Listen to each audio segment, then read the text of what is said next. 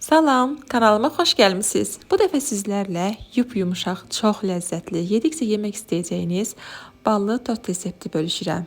Bu resepti mütləq hazırlayın, inanın peşman olmayacaqsınız. Dadına və yumuşaqlığına söz yoxdur. Əvvəlcə bişmiş kremi hazırlayırıq. Qaba 2 stəkan şəkər tozu, 3 xörək qaşığı un, 3 xörək qaşığı nişasta əlavə edirəm. Üzərinə isə 2 ədəd yumurta əlavə edirəm. Daha sonra 4 stəkan süd əlavə edib qarışdırıram. Sizə məsləhət görərdim ki, yumurta və şəkər tozunu əvvəlcədən qarışdırıb açasınız, daha sonra isə digər ərzaqları yavaş-yavaş əlavə edəsiniz. Əvvəlcə yaxşı-yaxşı qarışdırırıq, daha sonra isə ocağın üzərinə vamodda bişməyə qoyuruq. Bişərkən də əlinizi dayandırmadan qarışdırın ki, topak əmələ gəlməsin. Bişdikdən sonra isti-isti başqa bir qaba boşaldıb, üzərini stiruslə örtürük ki, hava çəkməsin və üzəri qurumasın. Daha geniş bir qaba da boşalda bilərsiniz. Onda daha tez soyuyacaq. Otaq temperaturunda saxlayırıq, çalışın soyucuya qoymayasınız.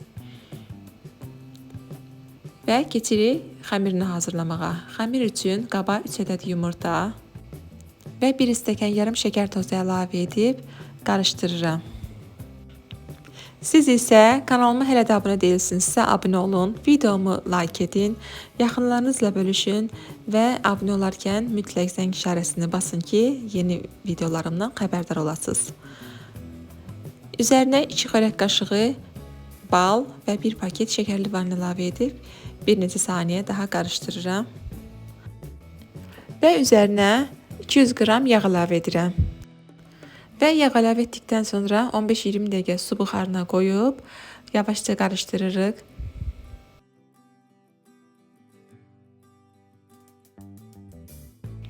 Gördüyünüz kimi su buxarında yağ əriyir yavaş-yavaş və çalışın çox isidib qaynatmayasınız kütləni.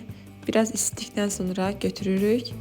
Kənarda biraz qarışdırıb üzərinə 1 çay qaşığı soda və 1 çay qaşığı sirkəni qarışdırıb kütlənin üzərinə əlavə edirik.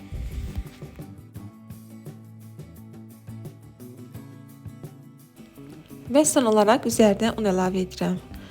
2 stəkan unu əvvəlcə əlavə edirəm və tel çırpıcı ilə qarışdırıram. Daha sonra isə çırpıcını götürürəm, üzərinə qalan unu əlavə edirəm.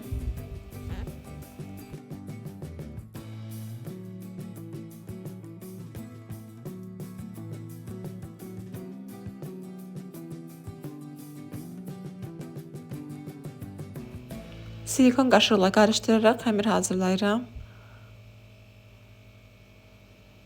Xəmir biraz yapışqan ola bilər, amma çalışın əlavə un istifadə etməyin.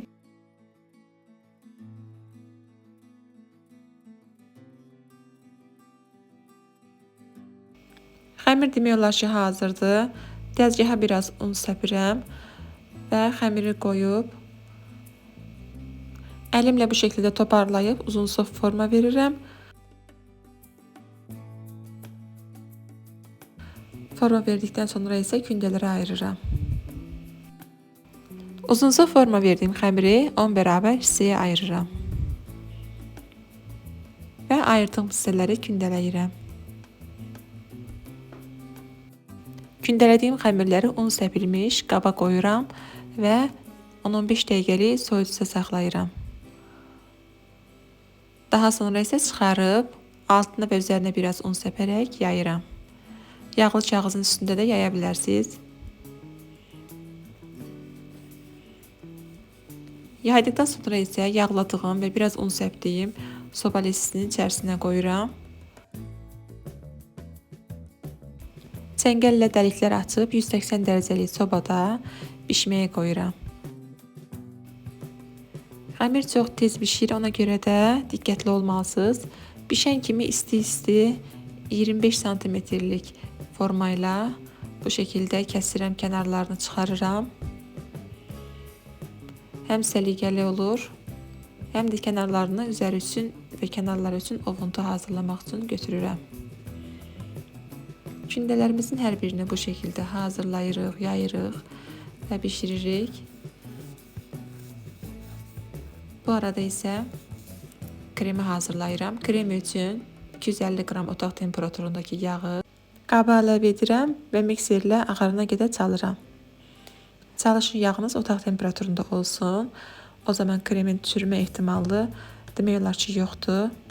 Və bişirdiyim, soyutduğum bişmiş kremdən 2 qaşıq olmaqla əlavə edirəm və mikserlə qarışdırıram. Zövqə görə bir paket vanil də əlavə edə bilərsiniz. Və bişmiş kremimiz bitənə qədər 2 qaşıq əlavə edərək mikserlə çalırıq.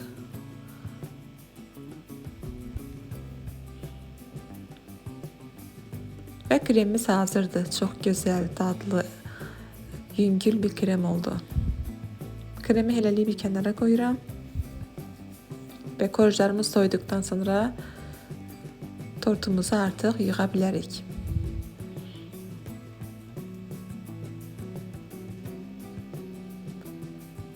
Yığacağımız qabın üzərinə biraz kremlə əlavə edirik ki, korjlar sürüşməsin. Və kremlə 1-2 qaşıq isteyə görə korjların arasına qoyub spatula ilə hər tərəfini bərabər şəkildə yayıram. Əgər siz az kremli sevirsinizsə, biraz daha az istifadə edə bilərsiniz. Krem korjların yumuşalması üçün çox vacibdir.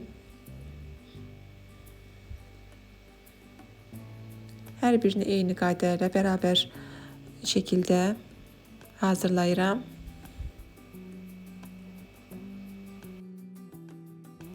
Sonuncu qatda qoyuram, onu da üzərinə kremlə çəkirəm.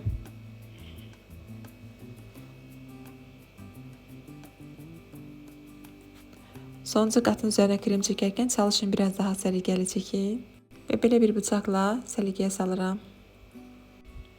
Və tortu çəmbərin içərisinə qoyub kənarlarını biraz sıxıram ki, düzgün forma alsın. Üzərinə hazırladığımız ovuntunu səpirəm. Ovuntunu da bişən korjların kənarlarından hazırlamışam. Əlimlə ovdum, bu dəfə blenderdən keçirmədim. Tortu yaxşı olardı ki, bu şəkildə soyucuda bir neçə saat saxlayasınız, lakin mənim vaxtım olmadığına görə çox az saxladım. Kənarları üçün də qalan ovuntuları istifadə edirəm.